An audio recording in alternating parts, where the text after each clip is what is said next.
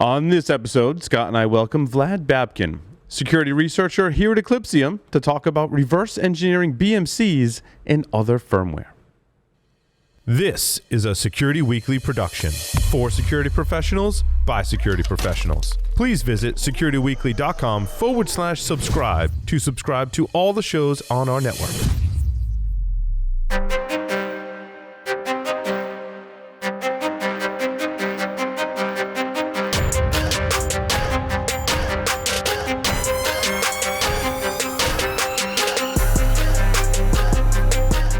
Welcome to the Below the Surface Show, the Firmware and Supply Chain Podcast. It's episode number 15. I'm Paul Asadorian, joined by Mr. Scott Shefferman. Scott, welcome. Hey, thanks for having me on. Super excited about our guest today. I think I've spent probably most weeks talking to him about twice a week ever since the initial days of the Russian invasion into Ukraine. And now he's here in the United States. I'm just so thrilled that he's on because he's one of the most beautiful brains I've known in cybersecurity for 30 years now. So I agree. I'm excited to dig into it. Before we do, though, Below the Surface listeners can learn more about Eclypsium by visiting eclypsium.com/go. There you'll find the ultimate guide to supply chain security, an on-demand webinar I presented called Unraveling Digital Supply Chain Threats and Risk, a paper on the relationship between ransomware and the supply chain, and a customer case study with DigitalOcean. If you're interested in seeing our product in action, you can also sign up for a demo, and all that you can get at eclypsium.com/go. Our guest today is Vlad Babkin. Vlad is currently a security researcher here at Eclypsium with over 10 years experience in networking, security firmware research, and software engineering. He's a longtime member of the DCUA CTF team and is passionate about breaking software and firmware to make the world a safer place. Vlad, welcome to the show. Hello, everybody. Hey, man, it's good it's good to have you on the show. You know, as Scott said, Scott's been here at Eclypsium longer than I have, but I greatly enjoy working with all of you at Eclypsium, and it's fun that we get to do a podcast together. And now I get to ask you questions, Vlad, like how'd you get your start in information security? Tell us about your journey, how you got here. Oh, well, my journey starts way back in Ukraine when, surprisingly enough, I had a small fight with one of my friends. And at the time, it was not my friend yet, but if I never had the fight, I would never be his friend. And he would have never invited me to DCUA to try out for CTFs. And the funny part is, when he invited me to DCUA, it was like, oh, hey, do you want to play in a small local team in a couple of security competitions, like a couple of CTFs? And I just joined thinking, okay, maybe it's a small team. And then we somehow end up on top 4 in the leaderboards on that CTF. So it was like, what's going on? How did I get here? And that's when I actually decided to Google team's name and understood that it is actually, or rather maybe was right now, one of the bigger names. So we don't play as actively now, though. So this is pretty much how I got into security. That's awesome. So basically you got in by playing, being asked to play in a CTF. Yep. Pretty much that, but in a weird fashion where I didn't even know what's the team, what's the size of the team, and I was just thinking that I'm playing something small and local when it turned out to be pretty much big. So yeah, that's awesome. Now, did you also do some game development? Is that true, Vlad? Yep. My journey into development and into the entire IT sphere, it started from game development. So I was developing my first commercial project, as in something that we tried to sell, was pretty much a game in the style of Candy Crush, those match 3 games. So it was one of those. I don't think that game is alive though, but way back it was alive on iOS. So I started from programming for iPhone and somehow ended up in security. Now, did you go to school in Ukraine for computer science?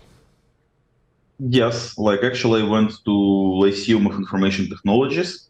So, and they had a kind of large presence in ACM ICPC sphere, but mostly not international, mostly inside of Ukraine.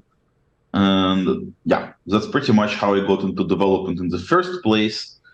and it was pretty early. Also, shout out to my parents who actually pushed me to go to like courses in an IT school, which pretty much I went there really early. So it was intended for like high schoolers and students, and I went there in grade 3. So it was That's awesome. like very interesting when I learned to program before I actually learned like mathematical stuff, and I had to make a small thing rotate around the cursor without knowing the formulas for rotation yet. Right. So I literally had to learn them on the go. You know, it's funny. I started programming when I was like 7 or 8 years old. And I'm in the same boat as you, Vlad. I always like give props to my parents for getting me involved in that stuff, that early on, because it helps a lot in the field we work in today. Vlad, how did you hook up with the folks at Eclypsium? Because you've been here for a long time. How long have you been working here at Eclypsium? Since before Eclypsium became Eclypsium.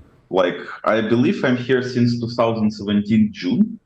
So pretty early start into the company, because I don't think that when I started working here, we even had a formal name yet.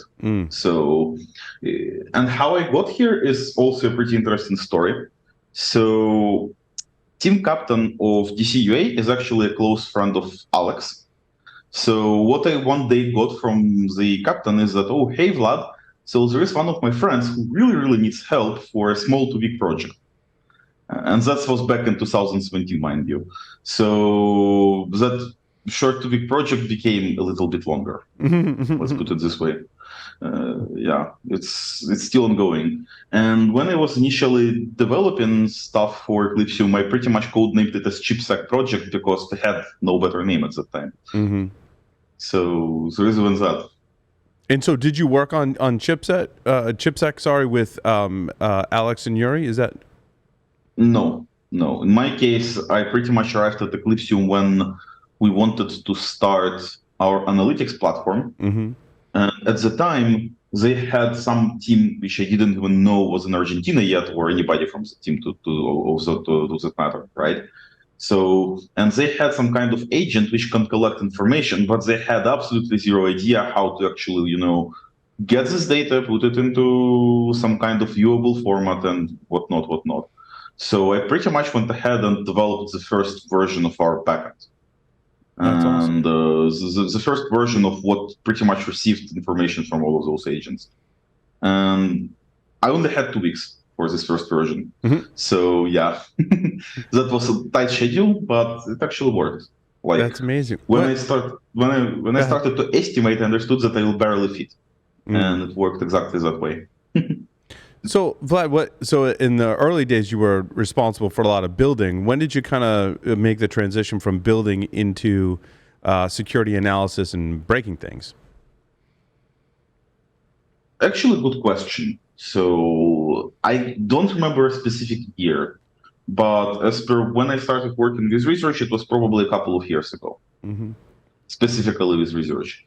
But don't mind that, I'm still building stuff periodically.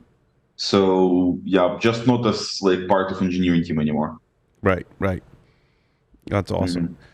So started Scott, did you have any questions up to this point about history or anything else that you wanted to bring up along these lines? Not yet. Let's keep moving along and see if we get into the stuff that I think we're gonna. Yeah. So Vlad, when did you first start looking at the BMC stuff? Because we've published at least 2 like major points in time research around BMCs. What first got you interested in looking at BMCs specifically? What got me interested to look specifically at BMC is the guy you see on the video, Scott. So like he piqued my interest when he pretty much like sent me a message that there might be a little piece of information to actually look at related to that. And that turned out to be a leak, and we pretty much started analyzing it from there. So this is how I got to analyzing BMC specifically, and yeah, that's pretty much how I got here. It's interesting. I find that our research and others, it doesn't take much of a spark to set things on fire and start going, right? It's really just like a a nudge from a coworker, a suggestion of like I've looked at that and like there could be something there, I think, and someone needs to look into it. And then one of us getting excited, going, "Oh yeah, I can totally go look at that." And I feel like that's how it happened with BMCs, right? Yeah, exactly that. So it was not like, a specific large event of like, oh, hey, let's do BMCs now, or like let's try to break it for whatever reason. So no, it was not anything like that. So like I'm trying to constantly like, break even internal things. Like sometimes like developer team sometimes hates me, I guess, because like I just bring them stuff which is broken. But yeah, this is pretty much how it works. So we don't really need. So you should tell the story, Vlad, of when we found out about the leak, which is via a friend named Dave Mitchell, through a trust group that we're all part of now. He, the leak was there. It was one of those leaks where it's like, okay, just pull this down. Boy, this leak is actually like almost 2 years old or something right at the time. No. But this looks like it could be really interesting stuff. It was, promised source code and development framework and private keys, and it was for 3 major vendors. And we were trying to pull it down. We weren't having luck at first, but Vlad figured out why, and then a workaround to do that. What was that story, Vlad? Yeah. So the story there was like, when you work with such leaks, you usually work with Tor network, and Tor network is not exactly synonymous with fast, Yes. right? So, and when you have to download multiple gigabytes from there, it gets dicey when it is not stable, which is usually like all of the time. So downloading leaks from there is like a special art, I would say. It's not super complicated, but if you can script it, you should, because like downloading something this big from Tor is not exactly like a one command problem. So because like connection breaks periodically, and you might want to split it in between like a couple of people who are ready to download in parallel. So there are quite a few things to actually account for. And this thing specifically had like 70, 80 files of like 500 megabytes each or something like that. And so we pretty much scripted the downloader so that it was pretty much downloading, and we had hashes for every single file, so it was easy to validate if it is correct. But there was one small issue because one of the files was actually missing. So we had no links for it, and there was no indication that it was missing, aside from, it's a multi-part archive. And when you do them, the very last part is usually not exactly the same size as all of the previous ones. So I pretty much just noticed that all of the parts were exactly the same size and understood that there's at least one more part, and figure out the URL for that. After I downloaded that, we finally got it to pretty much go and unpack that. And yeah, you just anticipated the URL space and incremented it and got lucky, but based on proper instincts. And then I think that's probably why research into this and disclosure about this didn't happen, even though it was a leak from RansomX. Exactly. A year prior is probably because nobody thought what Vlad thought of to do, which is just increment it and observe the multiply. But I love this part of the story, because it's the part of the story that often isn't told. Usually when you see research, they start with the findings, right? And they give a little bit about how we got there, or how they got there, whoever's producing the report. In this case, I like we're kind of opening up the curtain, if you will, and going, yeah, like this is some of the things that go behind that. And I've seen like more and more of a trend of that, like, oh, we just want to make a big splash with research, but like let's talk about how we got there, right? And I think that's important. So the other aspect of this story that is a theme that I loved is, and Vlad put it in his slide when he presented this, which was it's like hacking in the 90s. And what was interesting is when we went to DEF CON this last year, NVIDIA also did amazing research on the exact same stack, if you will, which is the DGX stack. And when in their slides, they also had a meme from the movie Hackers, which is Vlad used a different image, but also a meme from Hackers. And they both literally said on stage, independently of one another's knowledge of each other's decks and presentation, that it was like hacking in the 90s, which for me was near and dear because I haven't really hacked since the 90s. I was hacking a lot in the mid 90s. Now wait, why was it? But why was it like hacking in the 90s? Is that because of the slow connection speeds, or was there other factors that made it feel like the 90s? I don't know how much we should actually reveal from what we actually saw there, but let's put it this way: a lot of factors. Like the complexity of download, the multi-part archives that we had to grab is like, a small indication of what's to come. Mm-hmm. But it's also the actual hacking itself, which was pretty much similar to what you would see a very long time ago. So like, when you look at when you look at like modern systems, usually we have like, 50, 100, 200, like, different things to think about when securing them. And most modern projects actually follow along with like, frameworks like Fast API, which pretty much take away a lot of, validation issues and whatnot. But what we saw there was pretty much code like it was supposed to be in the 90s, right? So it didn't have quite a lot of those same security precautions. So, and it was just very big. And that's the only difference. Like I wouldn't expect the system of this size in the 90s. if you look at the code, because we got access to the source code, right, of these baseboard management controllers. And for the audience that doesn't know what a BMC is, it's just that extra CPU, and it's basically an operating system that's running full time on your box. Even if you've powered the operating system down, it's still alive.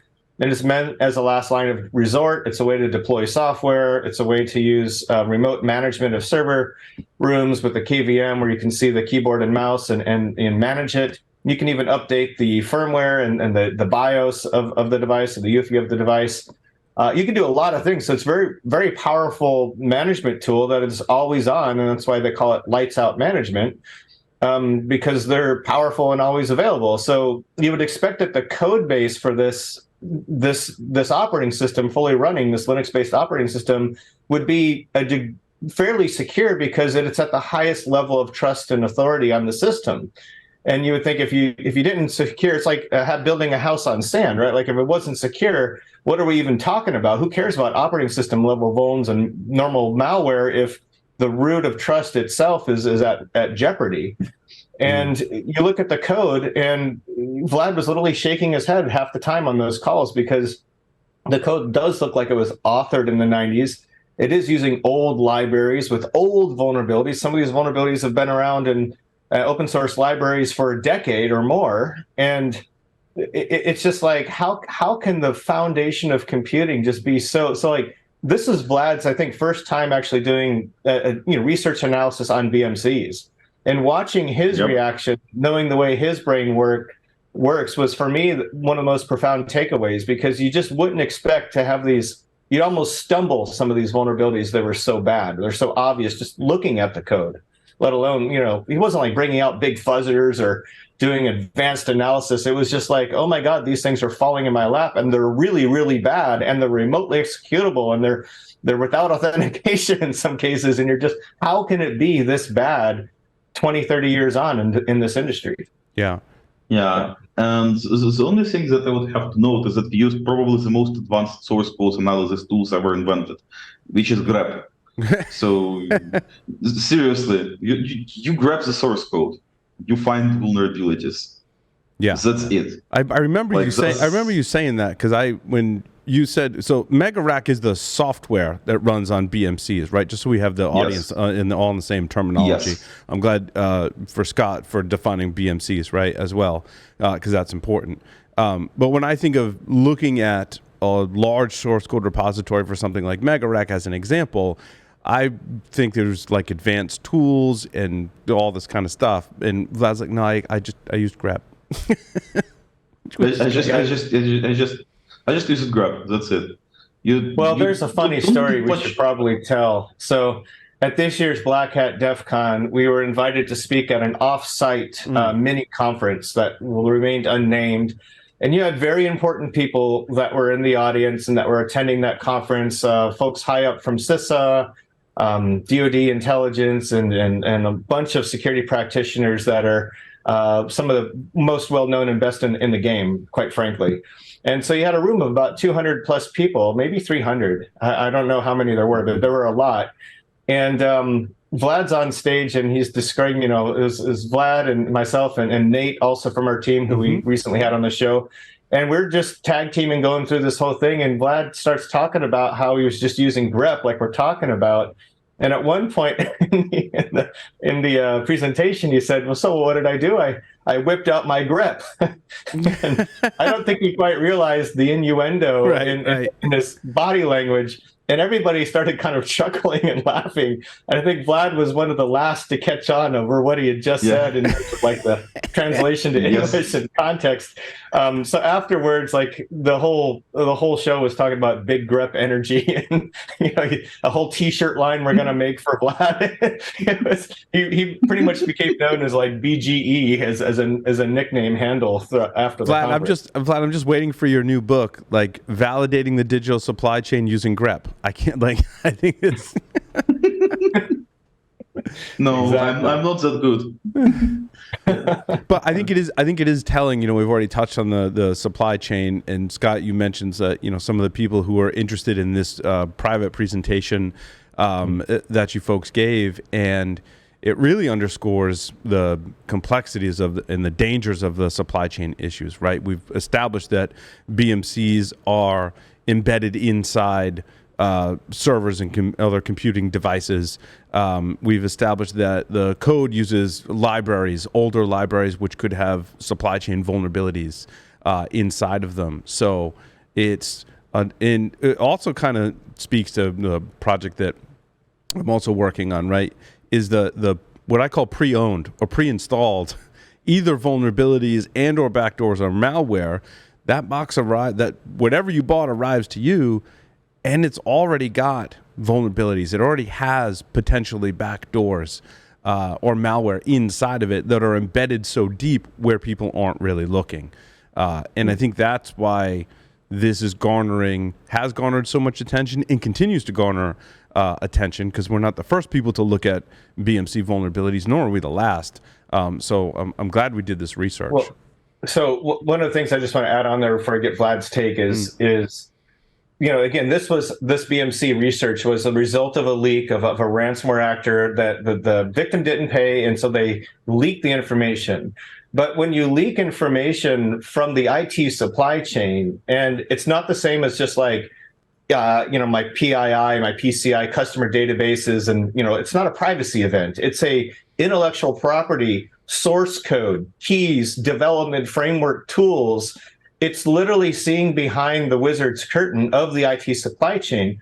And what we find in those leaks is not just information from the party that got victimized, but upstream and downstream both IT supplier information and weird private keys. In a crypto system, you would not anticipate the third party having even ownership. They shouldn't even be on the laptop out of root principles. But when you start talking to the suppliers themselves, there's this, it's the supply chain is such a high velocity, high competitive. It's a race to the bottom for profits, and speed and velocity to market is the most important thing.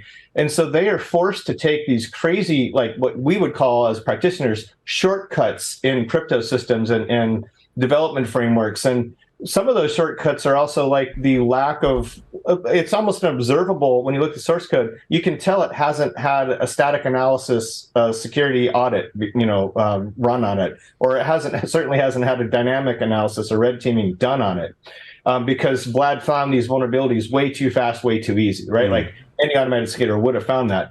So when, like to your point, Paul, when you take delivery of a device, just realize that upstream, like that device is running 4 or 5, maybe up to 6 or 7 other operating systems.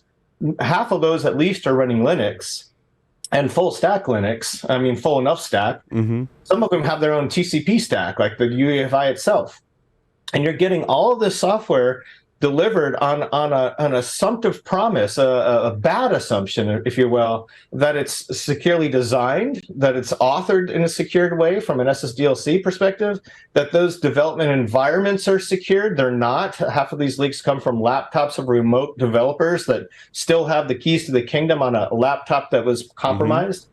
You have all these failures of what we would call core basic security paradigms that arrive to you, and you're sitting there looking at your Windows operating system wondering if Microsoft Defender is enabled in secure boot. That's not the story. That's not even the problem, right? Like, that's all way after the fact, if you will, when you take delivery. So I think what Vlad and I and everybody else that participated on this, which is you and a lot of other folks too, Paul, like, everybody's takeaway on BMCs in general and just on the IT supply chain is that it's very complex and vulnerabilities are shared across the entire supply chain. So this vulnerability, the ones that we found, they end up in millions of devices from dozens of mainstream vendors that we all know and love and trust. We trust the brands. I won't call anybody out, but because it's almost all of them. And we have server rooms geographically around the world, millions of these devices. But the same source code coming from the top, the supply chain, in this case AMI, propagates everywhere.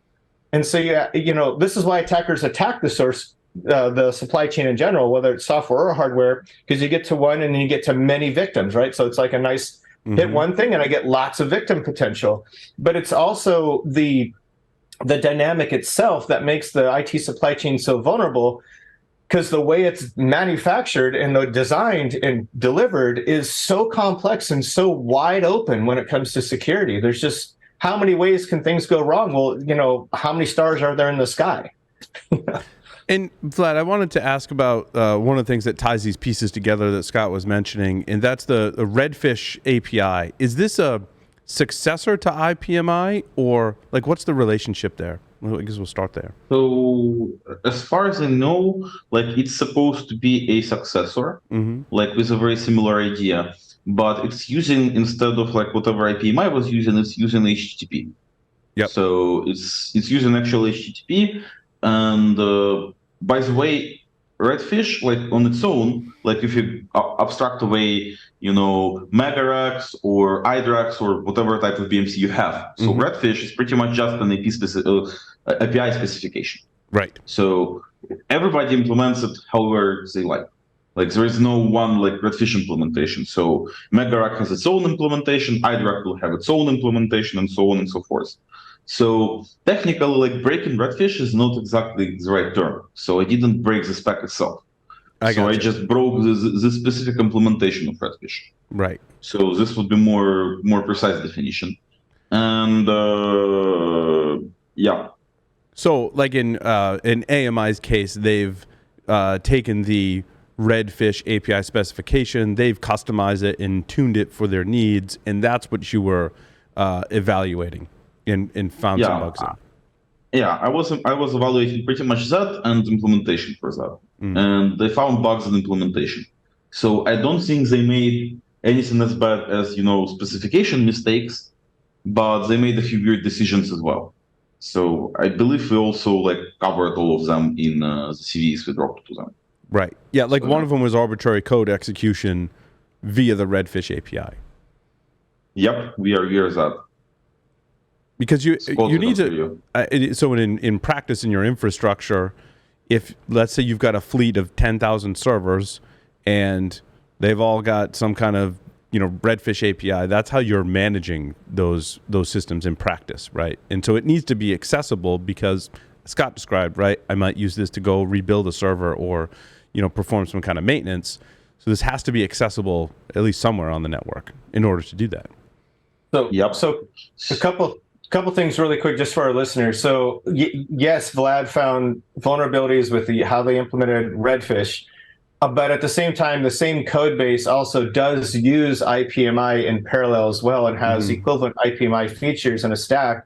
And the research that NVIDIA did at DEF CON focused on the IPMI set of vulnerabilities. And when I say vulnerabilities, I mean a lot. They found at least 12 they talked about at the conference, and another 12 they're going to release as soon as the coordinated disclosure process with the vendors complete.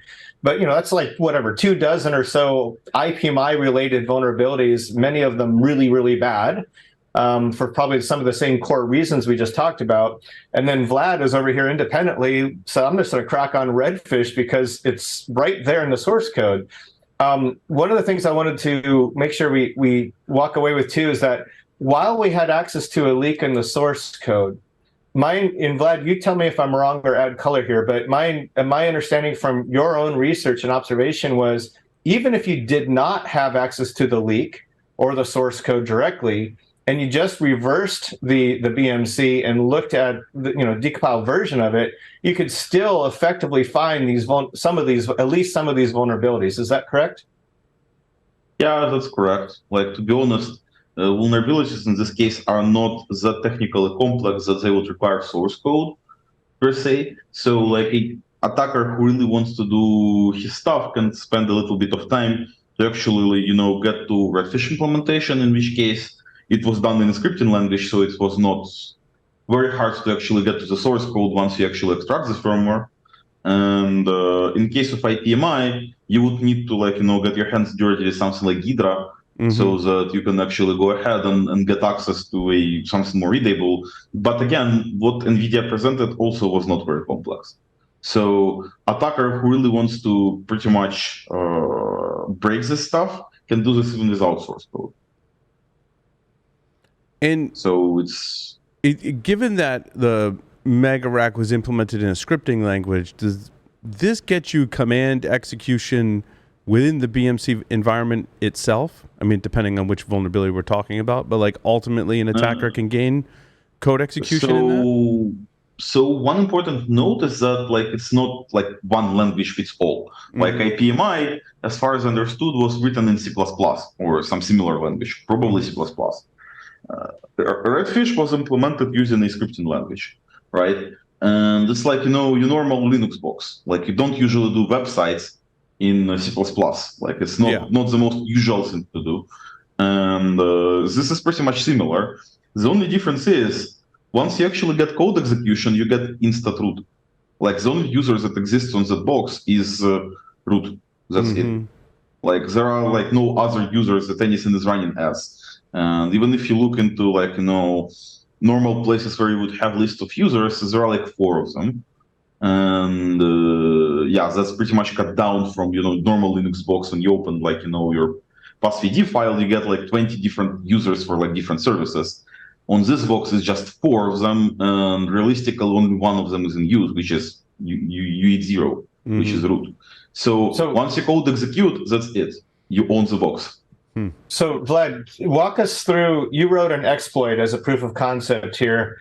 And the reason you did it is because I was like, Vlad, wear your evil black hat. I know you've got it, right? When you're wearing your BGE t-shirt. What if you were an attacker that wanted to cause the most amount of impact to a victim organization, right? You can use BMCs to launch ransomware and hold the system hostage, but you can also destroy them or disrupt them. And so we kind of asked Vlad to iterate on what can you do? You have Lua sitting there as a scripting language, your root, it's a Linux box, do your worst. And so he wrote an exploit that effectively puts the box into an infinite reset loop and in such a way that the victim operator, the admin, can't break that reset loop. But basically the machine is effectively offline because it's constantly in a reset loop. And he was able to do that with, what was it? I think you were using SSH as part of that as well, right? Part of the built-in SSH feature. I don't know how much you want to share or not, because I know you don't want to share a lot, but. So in this case, I pretty much, it was not using SSH. So consider that when you have code execution, it's not a very hard jump to make an implant, even on a limited box like we have, right? So imagine that I spent some time to actually create a way to persist some code, right, on the box.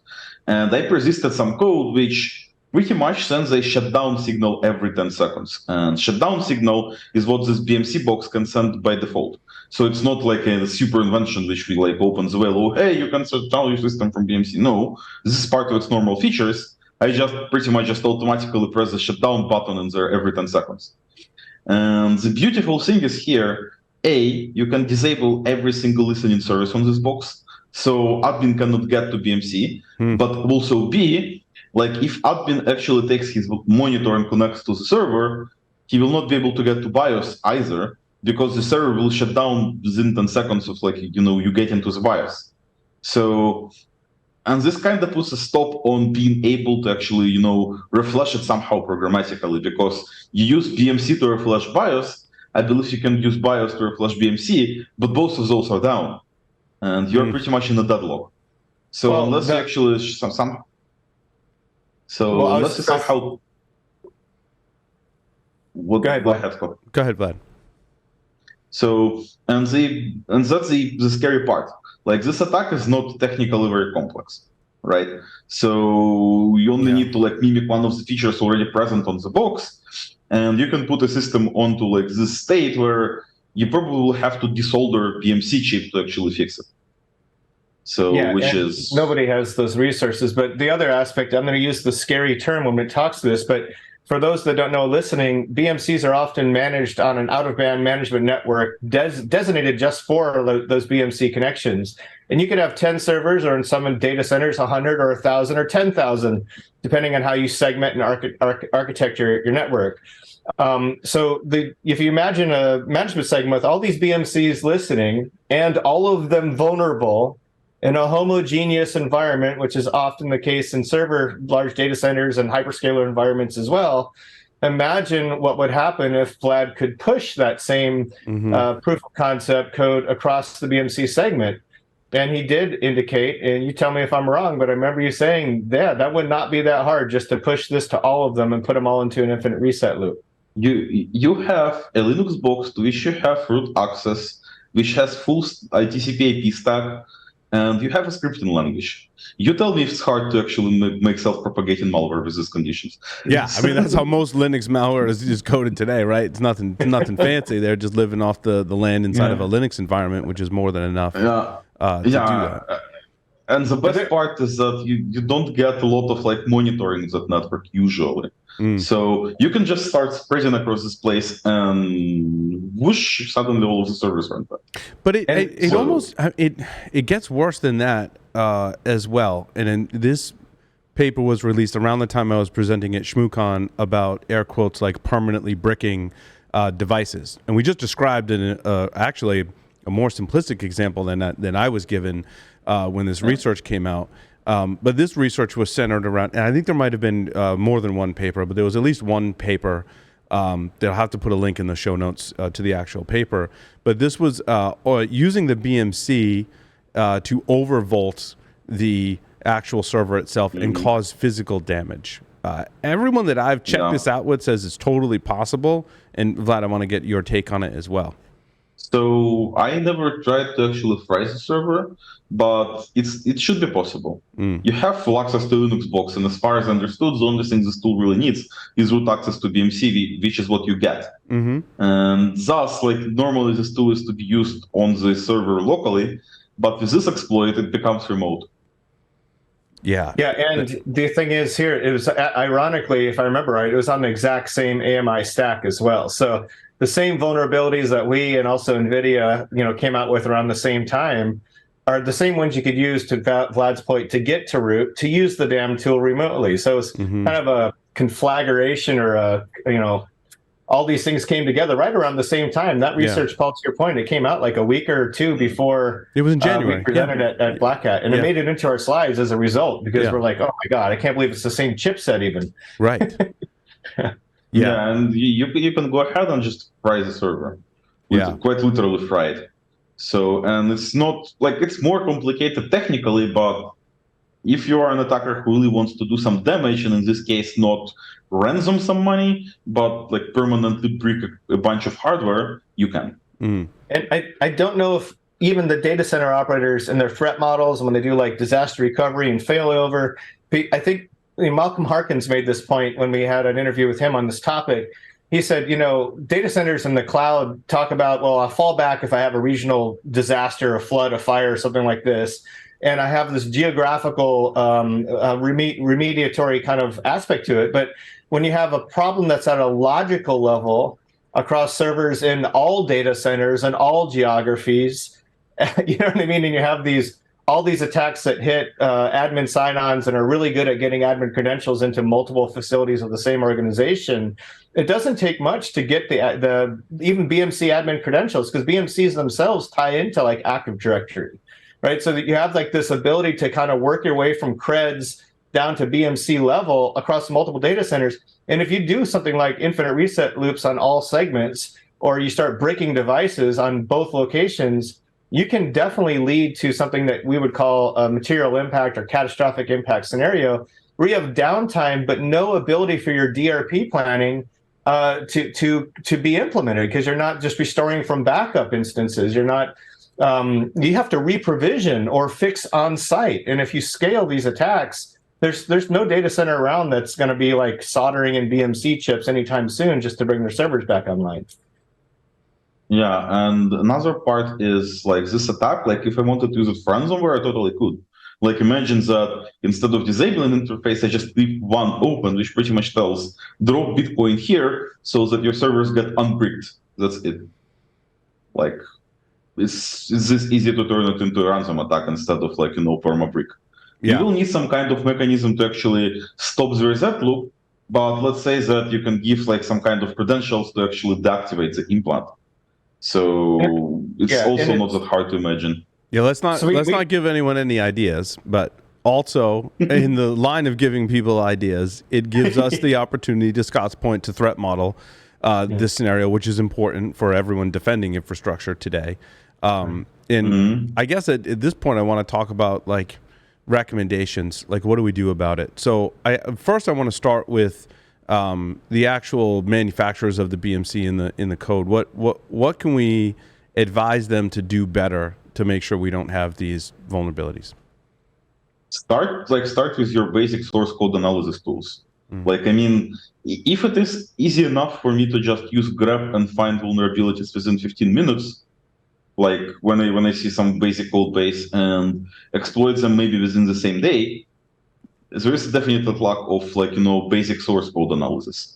And I'm not saying something fancy. Like it can be as simple as, grepping for common anti-patterns, right? So if you don't really want a bad budget for the entirety of the tool because you have a huge code base, or if you don't want to set up a huge tool for a lot of false positives which will take forever to fix, start with the most basic things. Like start with your source code analysis so that there is like no way to actually easily find like, very common anti-patterns which are not supposed to be there in the first place. And second of all, look at modern Linux, because like, when you run every single risk as root, this is a way to get beaten very badly. Like have some kind of privilege separation. Yeah. Like in this case, obviously all of the services will be high privileged, but let's say to make attackers' life harder, like there could be an extra user there, which like all of the services run as, like, let's say some kind of web user, right? And all of the high-level interfaces are accessible to it, but through some kind of security mechanism which would log the actions. So yeah, I mean, now I don't want to knock Linux, but it historically has not been great with privilege separation. In fact, we could probably say the same about Windows. However, I think in both cases, there are advancements that are getting better. And recently I read where Canonical is leveraging AppArmor to create more better containerized environments to do better privilege separation on Linux. So the advice is to look at what's being done in modern Linux, to your point, Vlad, right? And mimic some of that. Yeah, just create a couple of users and create some kind of layers which would do monitoring. Like when you do some kind of like shutdown command, you can pretty much send this information to the admins. And if there would be such a way to like separate privilege at this level and not let the attacker too easily mess with those settings, like it would make attackers' life much harder. Yeah, but right? You also touched on better monitoring, because you touched on it earlier on these networks where the BMCs live. There's not a lot of monitoring. There's not great monitoring. Like what's monitoring the BMC? The BMC is supposed to monitor the system and maybe the operating system, but who's monitoring the monitors? Yeah, like we are not we probably are not monitoring traffic in those networks, and like one BMC is usually not supposed to talk to another BMC. So by the way, you can just firewall off your BMCs from one another. Right. Like usually it's like you can have admin machine which connects to them. You can have some kind of automatic systems that connect to them, but not them connecting to one another. And that's a good point. You can pretty much create a firewall which would not let them communicate with one another. I think I read how to do that on Cisco switches like 20 years ago. Right. Yep. So there's a dynamic. There's a dynamic, Vlad, too, that we kind of learned as we went along and talking to other researchers and practitioners too, is that a lot of the larger cloud environments and hyperscale environments, they're moving the BMC management from a management network architecture, rather they're managing it from the OS above down. And they feel like it's a trade-off, right? Because you have the ability to kind of look at that from a central command standpoint, and you feel like you have security controls on that operating system that are monitoring for malicious access to those management apps that would manage the BMC.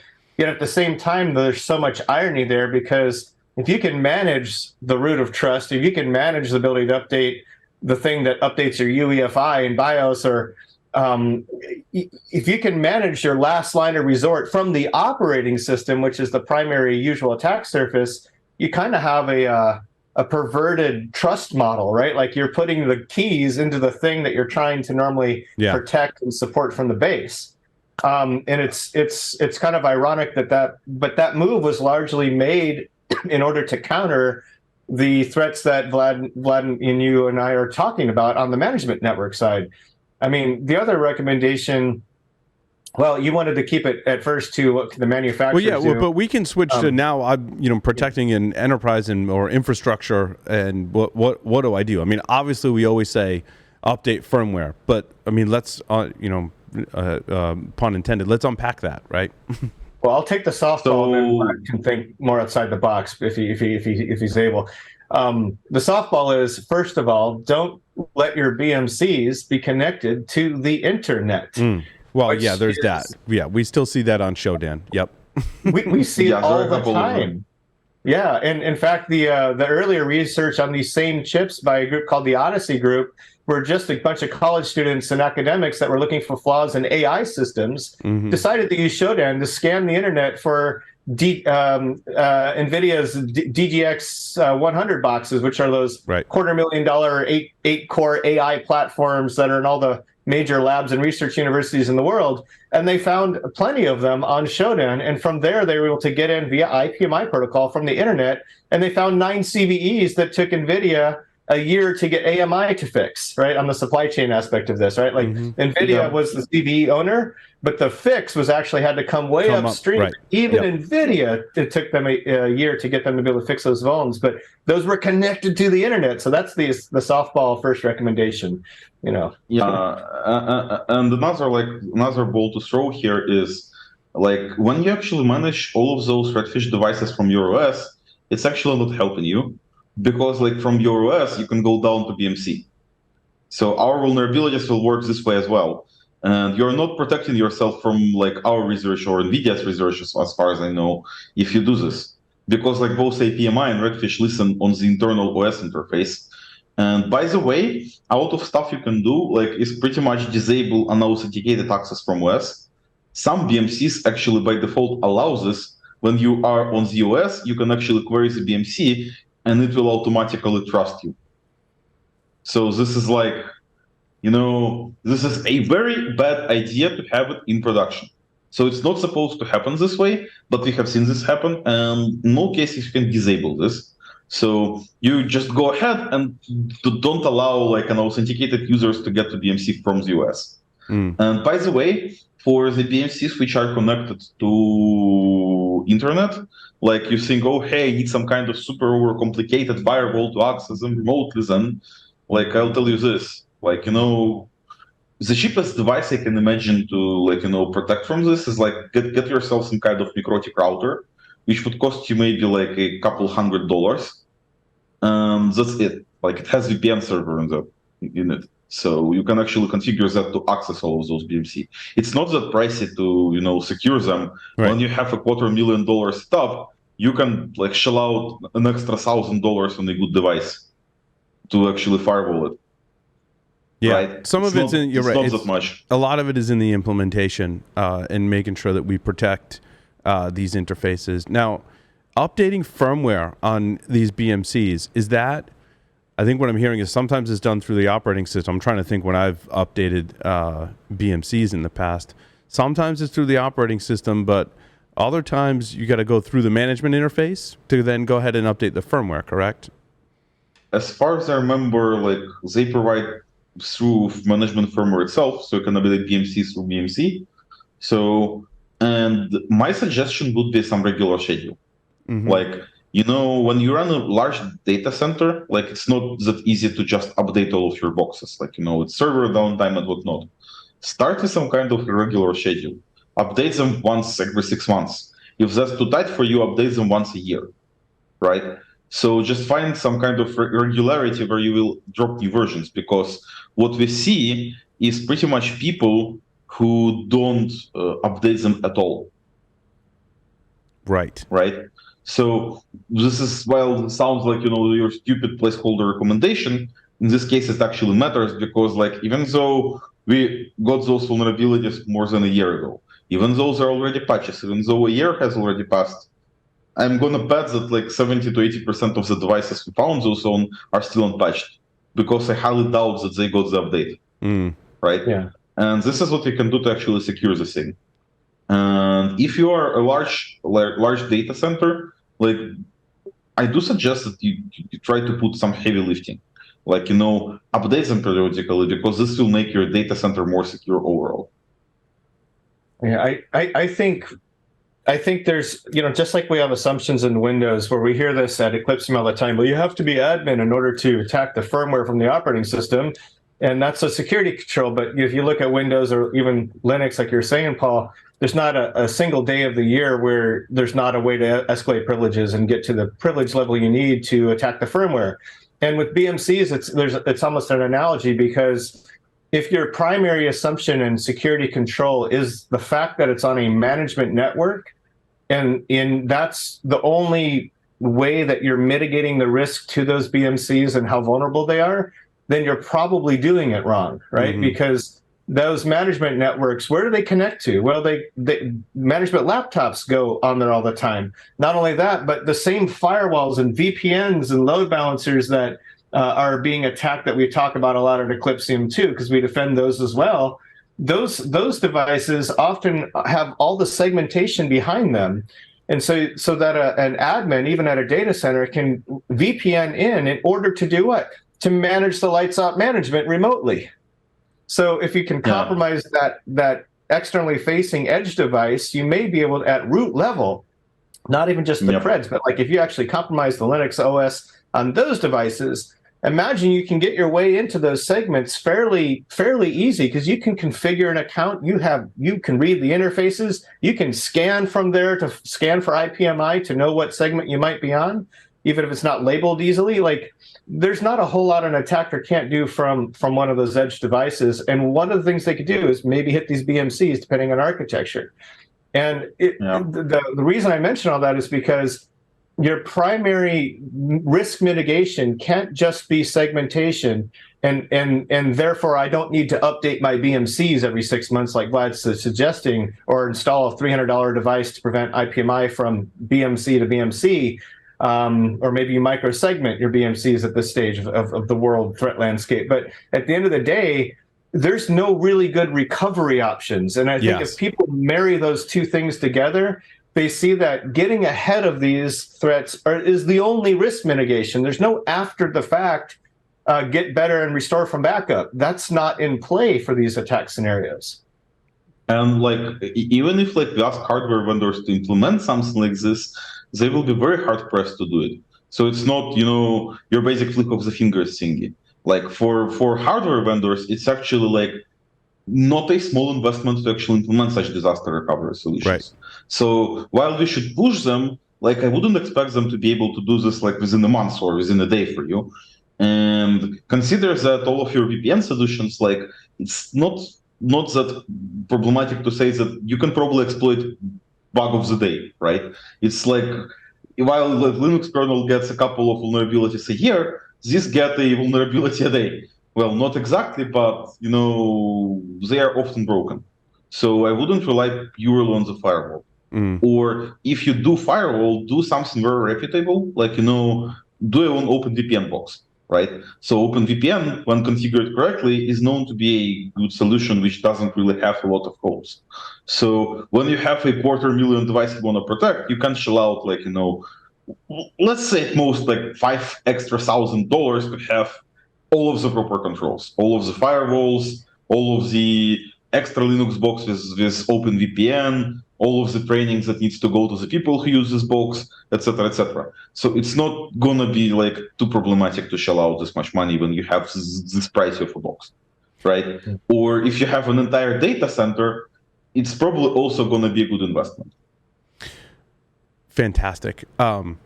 I think we covered everything that I wanted to cover. I want to thank Vlad for coming on the show. Scott, as always, thank you so much. That will conclude this edition of the Below the Surface podcast. We'll see you next time.